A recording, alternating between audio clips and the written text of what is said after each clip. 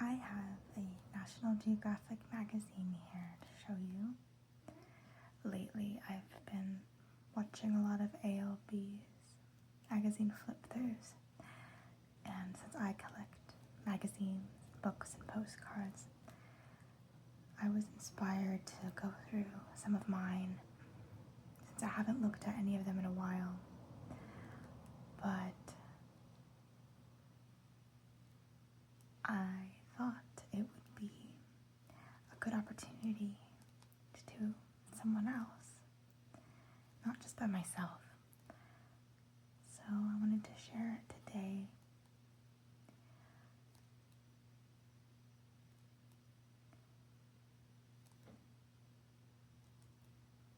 This video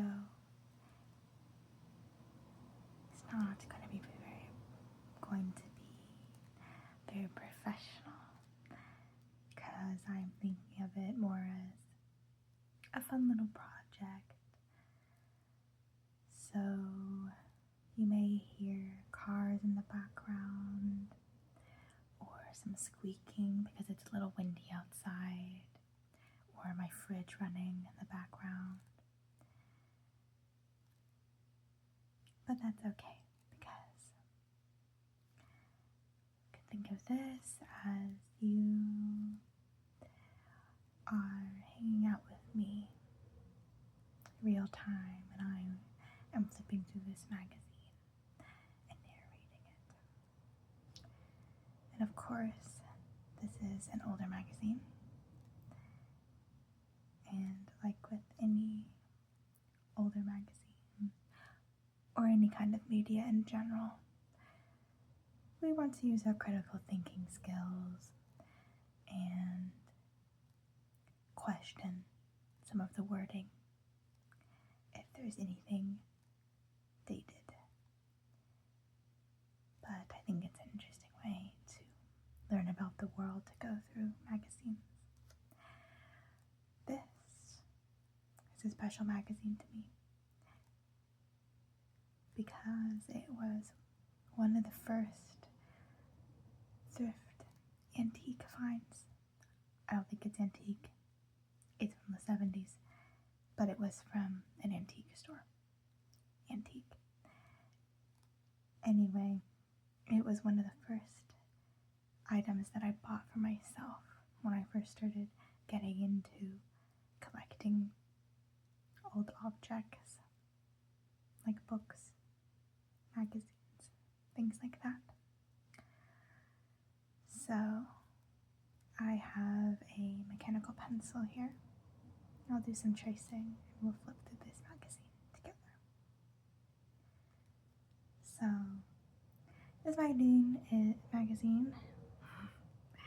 is not in the greatest condition, as I'm sure you can see. But that's okay. It's well loved. Someone must have read it a lot. And let's flip through it. So this is volume 140, number 1, from July of 1971. National Geographic. Here we have an image of an astronaut. Apollo 14, the climb up Cone Crater.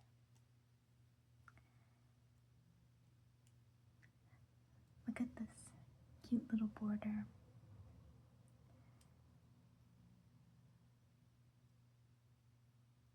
Some leaves. Let's take a look at what we're going to find in this volume. Norway, land of the generous sea. The secrets of nature's nightlights. Exploring Canyonlands National Park. Bermuda, balmy, British, and beautiful. Sea nymphs of Japan. Right.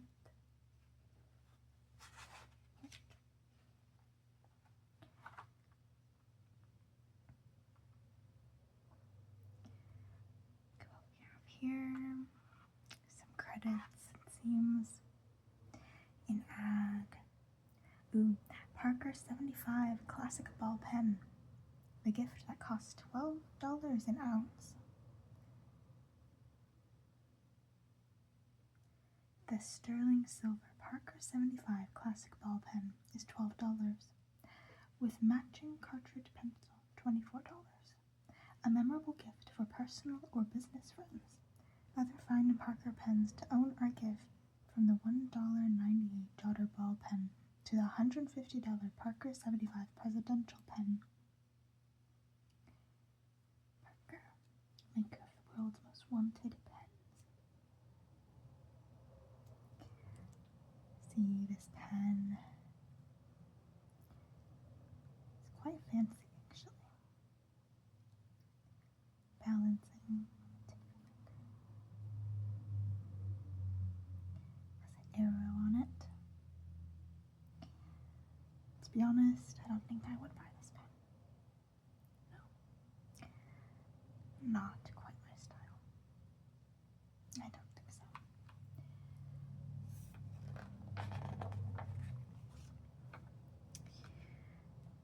Advertisement for a car. This is quite a cute car. I'll be honest, I don't know much about cars. I don't. But these are very cute. 10 years in an astronaut's life.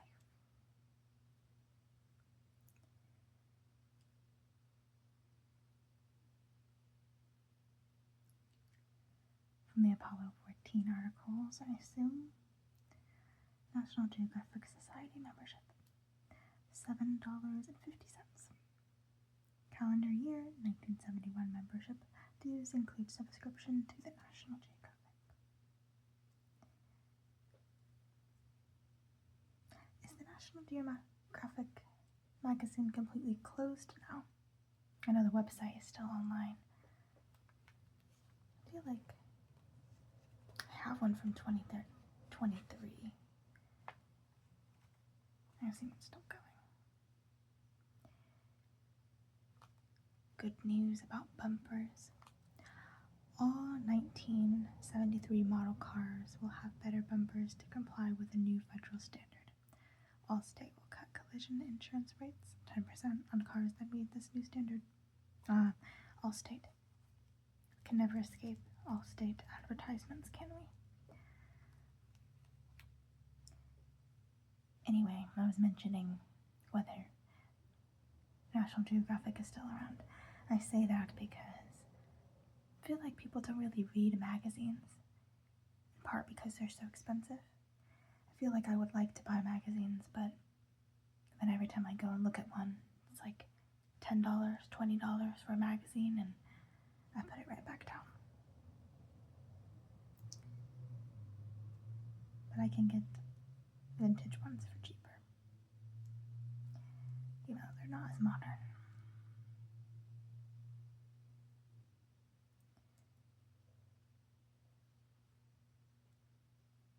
Kodak ads.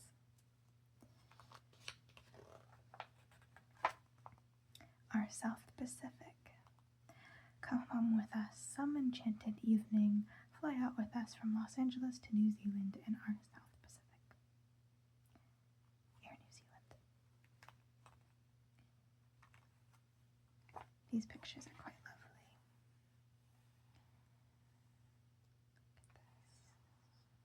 Look at her glamorous little hat.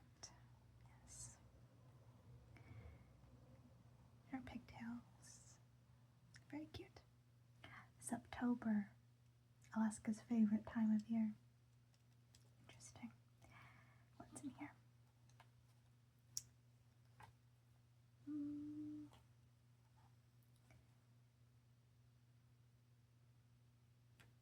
The color's bright and the price is right. Interesting. Travel.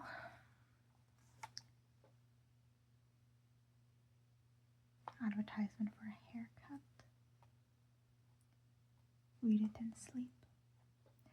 Travel. Ads.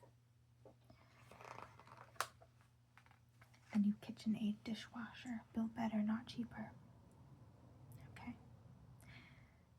I quite like the colors in this. I would not have dishes these colors, but I think it looks nice in this photo. Hot water dispensers. I love a hot water dispenser, yes. Norway, land of the generous sea. Generous sea. What do we think that means?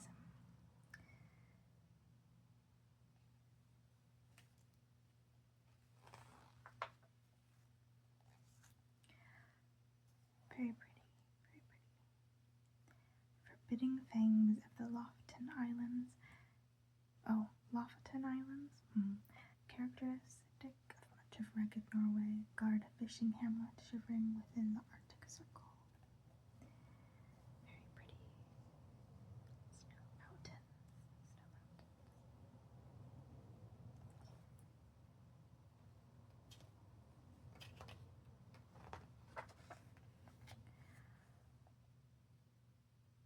Generations without a gap.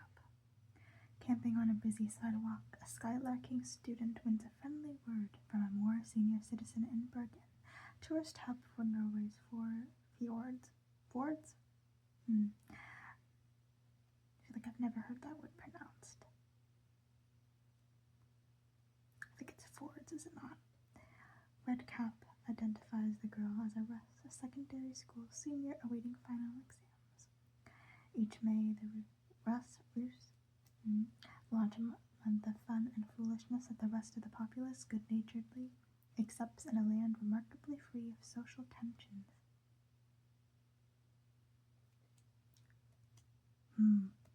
A land remarkably free of social tensions. See, I don't know what that looks like. Well, parades and pranks. Graduating class, I assume. School bands. Students. Maybe a lovely photo. Ooh, look at this. Very pretty. Very pretty. I love the colors on this and the way they kind of fuzz together. Look how pretty. It's a very lovely photo.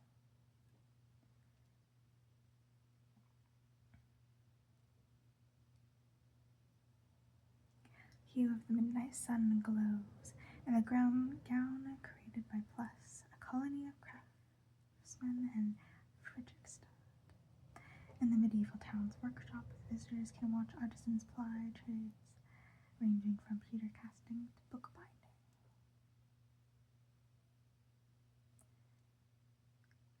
Very nice. What's this? Final flourishes by hand to embellish a pattern printed by textile worker. Arn Ostvik. Very nice. The map here.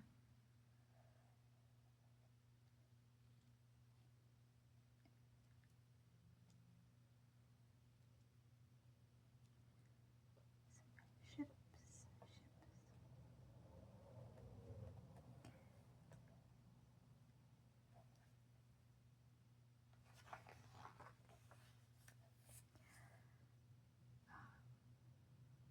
Ski jump. Wow, so many people. I would not want to be in that crowd. No, thank you. Absolutely not.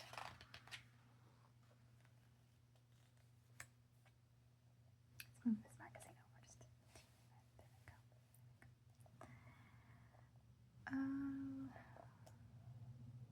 Snow sports.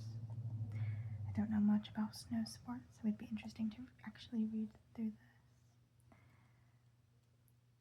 Where I live, it does not snow this much. I have to drive a little bit to get to the snow. Wow, I love pictures.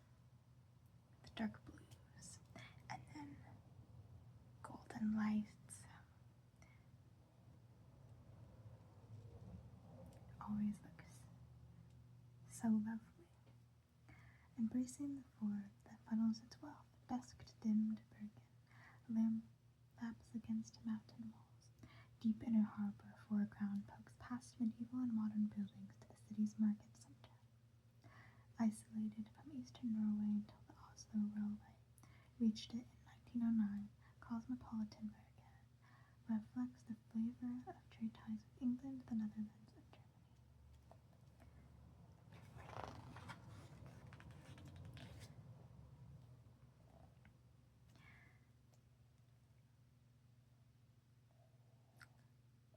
Lovely lady out in the woods.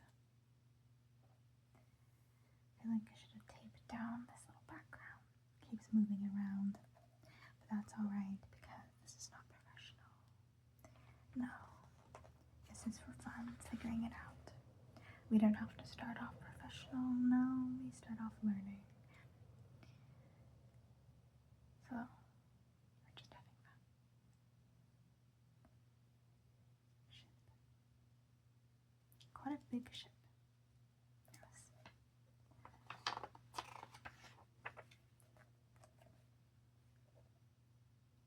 Shipping boats. Those fish, blurry fish.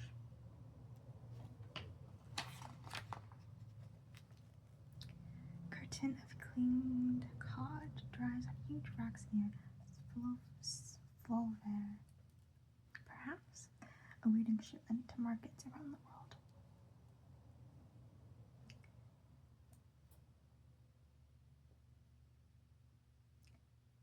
It's almost hard to recognize them as fish, isn't it? Let's go a little bit closer. It's quite hard to see that they're fish a little bit, isn't it?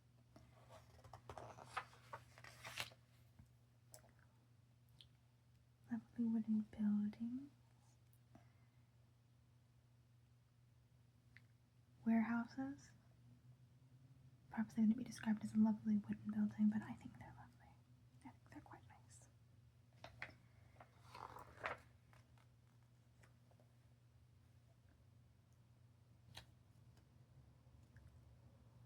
What's a metal plant? Ooh, look at this. Crashing down from the mountains. Countless lakes, huge glaciers. Kingdom's priceless wealth of hydroelectric power.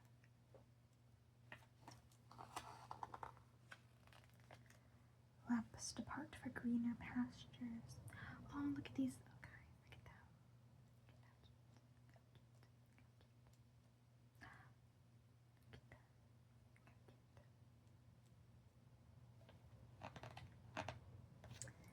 Herd of 1,500 reindeer. Wow. So many reindeer. Some people gathered around a dinner pot, getting away from the cold.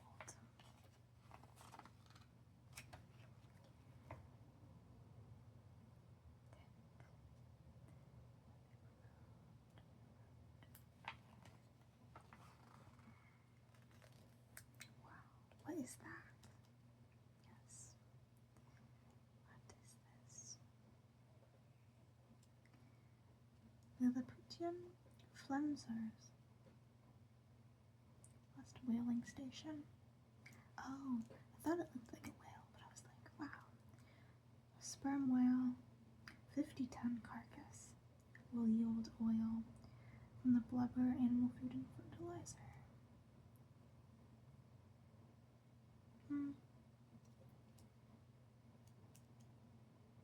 The 70s. Is whaling still a thing in Norway?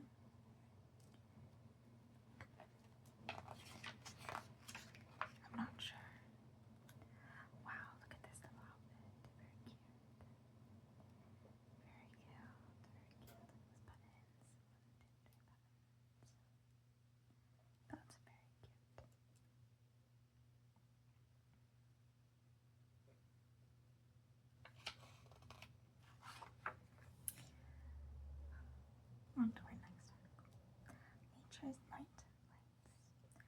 probing the secrets of bioluminescence. We have a little creature right here, a little creature.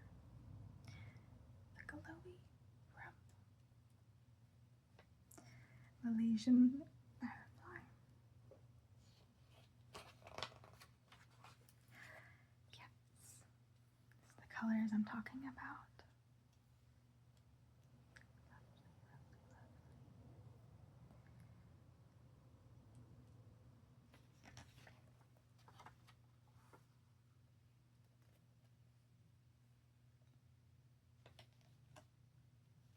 Little bugs, little bugs.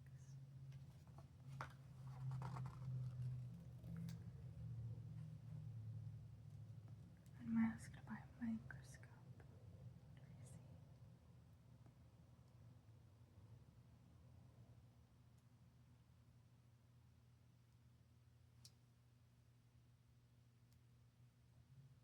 What do we see? Light producers. And a sailor and a stardust sea.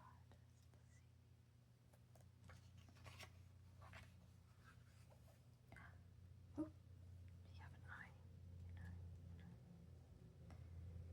Little creature. Brilliant buttons adorn the scaly vest.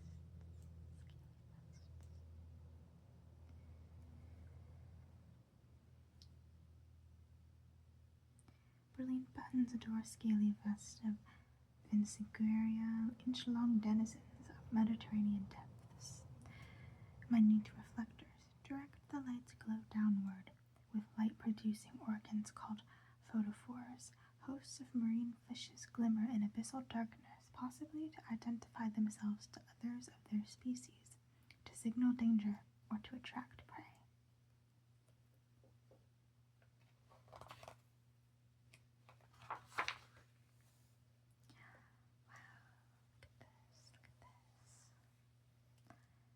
Living galaxy shimmers above a boatload of visitors in New Zealand's Waitomo caves. The glowworm, actually the larva of the fly Arachnocampa luminosa, clings to the ceiling in a tubular, transparent home. Bright, life-size. Restlessly moving about, it leaves a beaded light trail in this time exposure. The famed glowworms, I almost said goat worms, not note. We don't need goat worms and glowworms. The famed glowworms lure so many visitors that the hotel flourishes near the cabin entrance on the North Island. Here a guide cautions utter silence, for noise might cause the insects to quench their lights. I did not warm up my voice before this, so perhaps that would have helped, but that's okay. Little creature, another little creature. This is all for fun. Just having a nice, relaxing time. Nice, relaxing time after breakfast. I had egg and rice for breakfast today. Egg and rice with cheese. It's very tasty.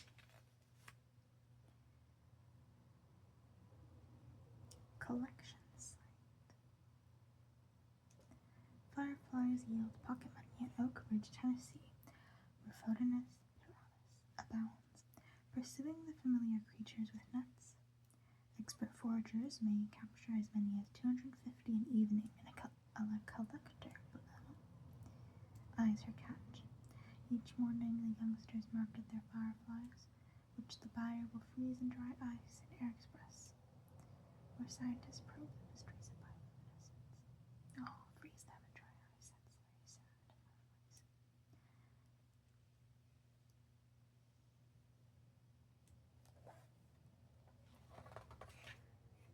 What do we have here? Yes. Bizarre mushrooms photographed by day, top, and then after dark, lower.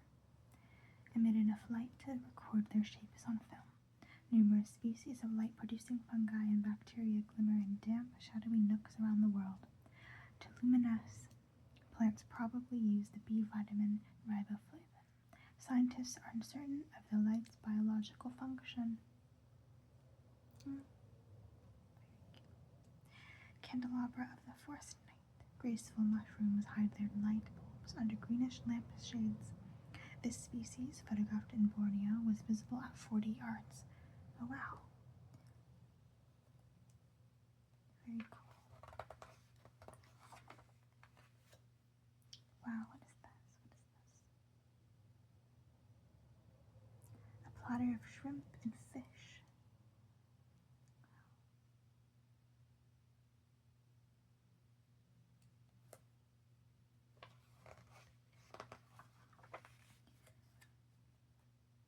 Radiant sea fireflies.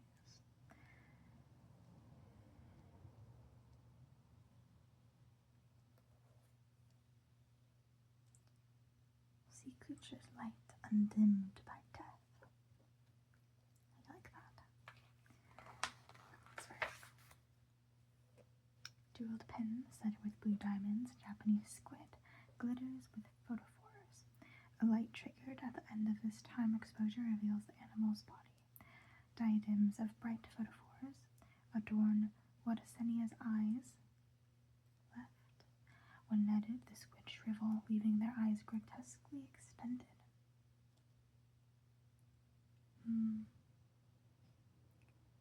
Wow, they're very small. Look how tiny.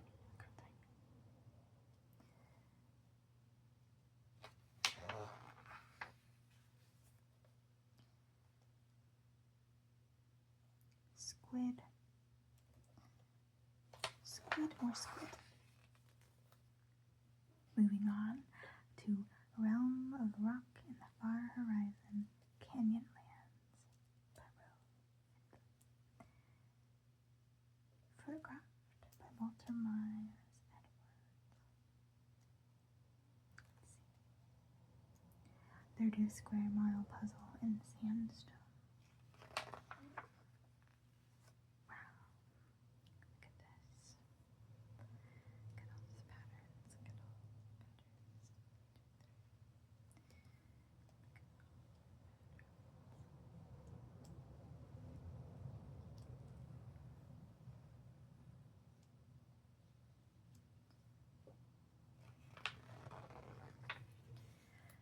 Canyonlands National Park, Utah.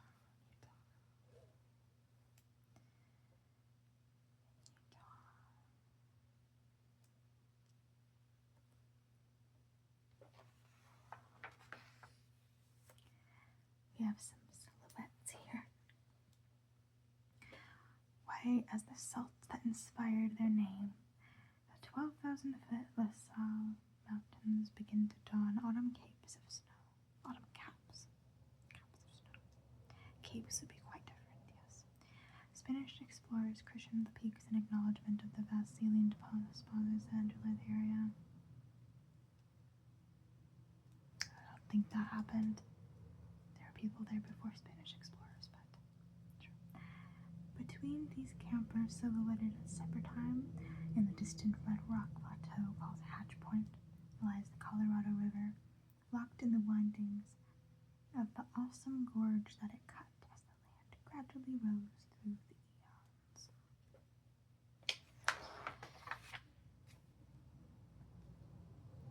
Wow. Yes. Look at this.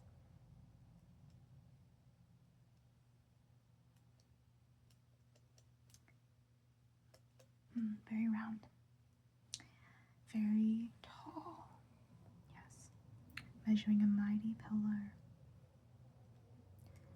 305 feet. Wow.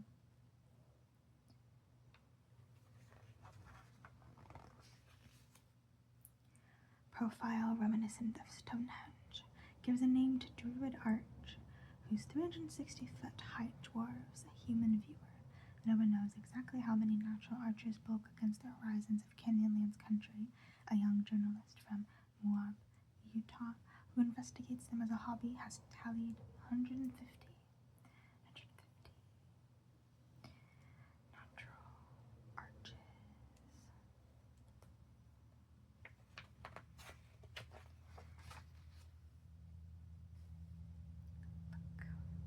Some lovely paintings on the rock face here. Some human figures with beers.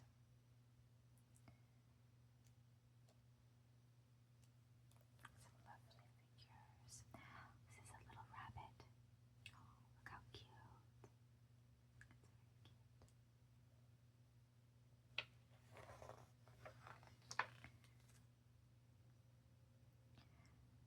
This texture. I'm not a fan of this texture. Does this texture kind of freak you out a little bit? Tell me.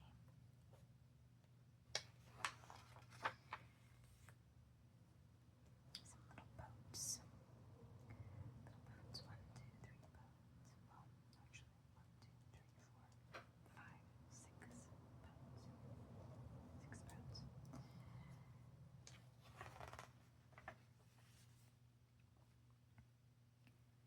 Oh, look.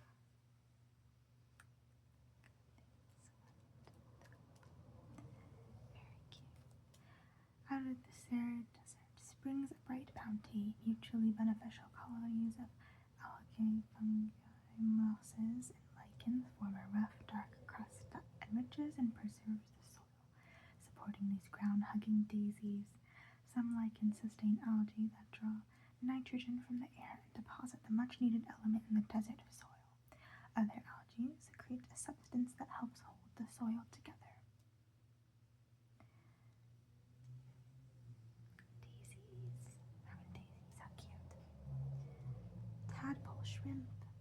Tadpole shrimp. That looks very prehistoric, doesn't it?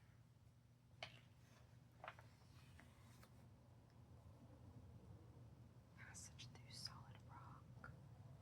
Wow, look at that. Passage through solid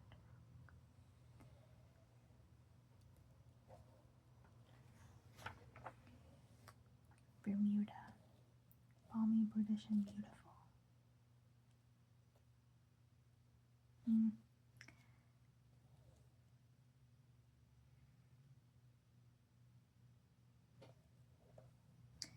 Britain's oldest remaining colony. Yes. Is Bermuda still a British colony? I hope not.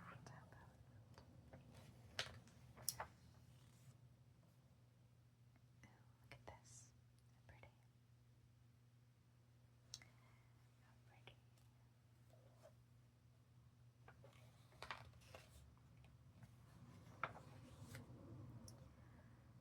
We have a map of Bermuda here.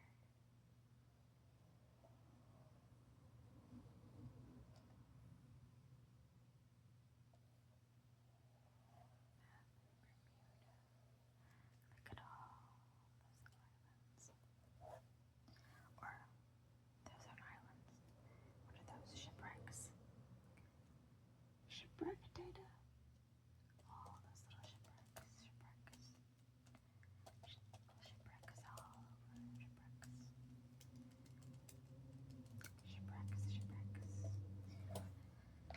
How many shipwrecks? Oh, look at this. How cute. Oh, look how cute her hair. Her dress.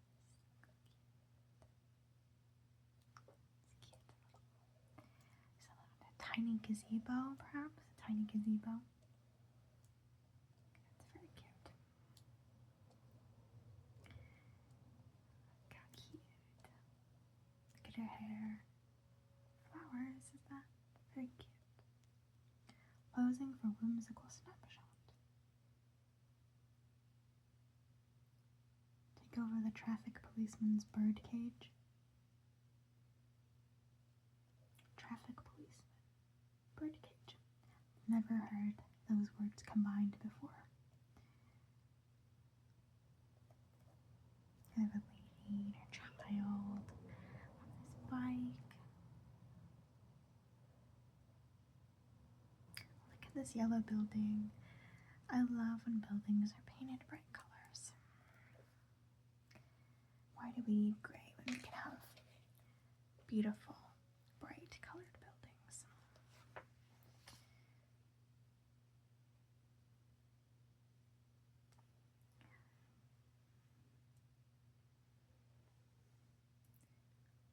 yellow sweater. Houses. Very green. Very green scenery. She got a fish. She got a fish. Blackfin tuna. Blackfin tuna. Blackfin tuna. Tuna. Some ships. Some ships here. Some diving to the wreckages. Which one is this? Hulk of the Mary Celestia. The Mary Celestia.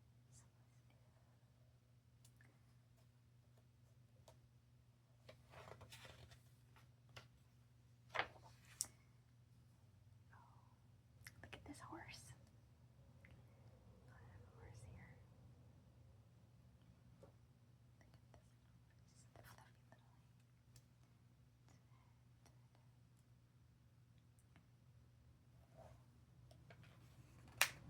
little facing extinction, the Cahow or Bermuda petrel, ranked, once flourished on the islands, feeding at sea for months at a time. The birds would return to dig nesting burrows. Hogs released by early Spanish voyagers rooted the gentle creatures from their burrows. Later, famine-plagued islanders slaughtered all but a few. The birds survived only on offshore islands, where they have to contend for nesting sites with other enemies, including aggressive white-tailed tropic birds. Today, only 24 breeding pairs of petrels remain. Even these may be doomed by DDT residues picked up by not in Bermuda, but from contamination accumulating in the ocean food chain. Oh, look at that sweet little bird. I wonder how they are doing today. It's 50 years later. 50 years later.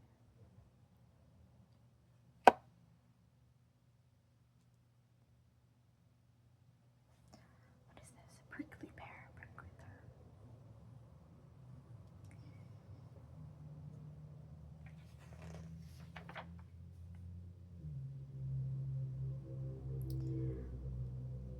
Eons of wind, rain, surf.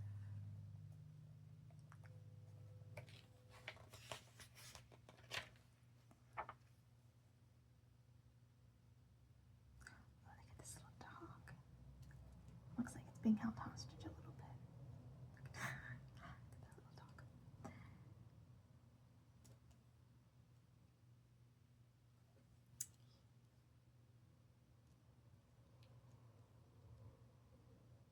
Rowing out to vessels approaching Bermuda's reefs.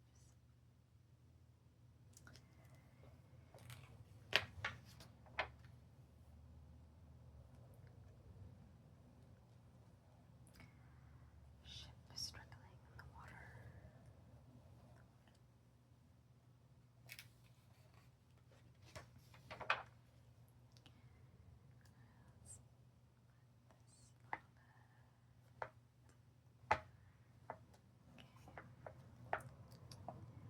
The sea's been a generous lady to me.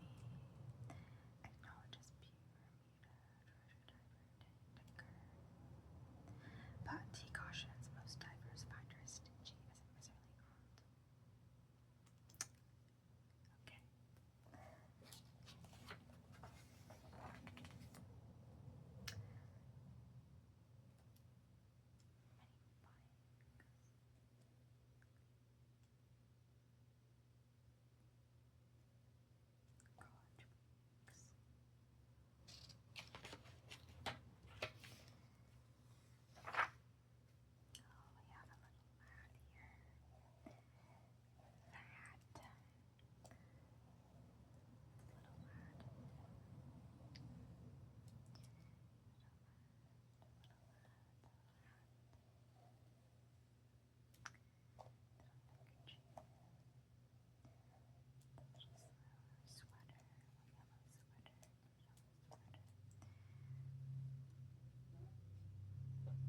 Partner in Bermuda's future. sports a safety helmet while riding the pillion seat of her mother's motorbike.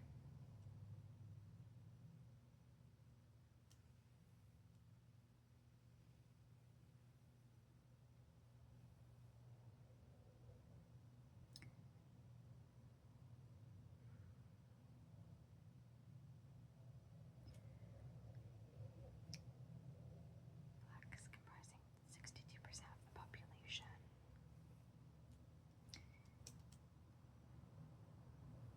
Yes.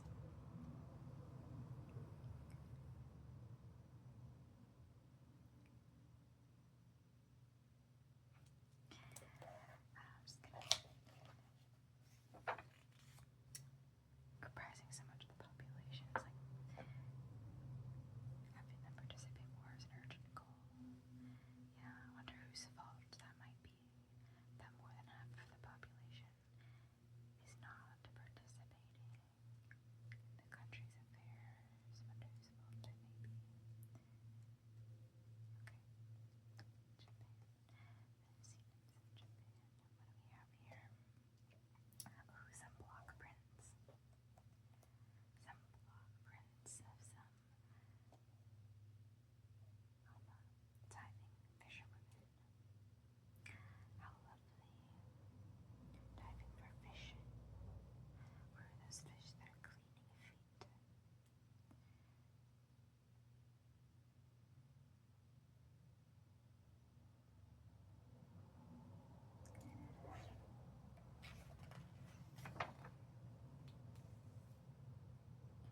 Diving to the sea. Diving to the sea.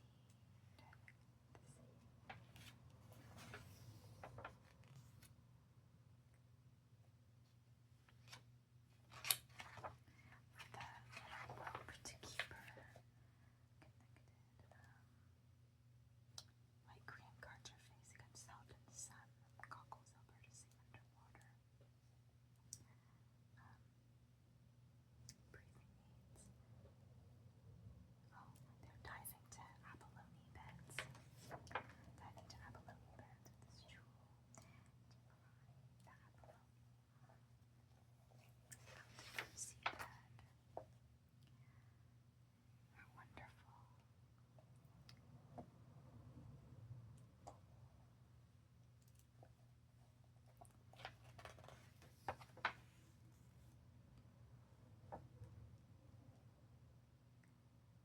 Ivory miniature. Clutches a very big camellia, an abalone pie. Japanese art and literature have portrayed women divers for 2,000 years. How cool.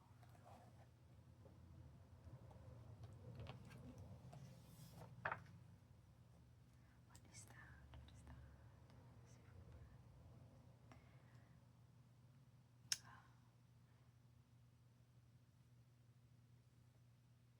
Abalone strip. Strip of abalone, like an apple peel. Interesting.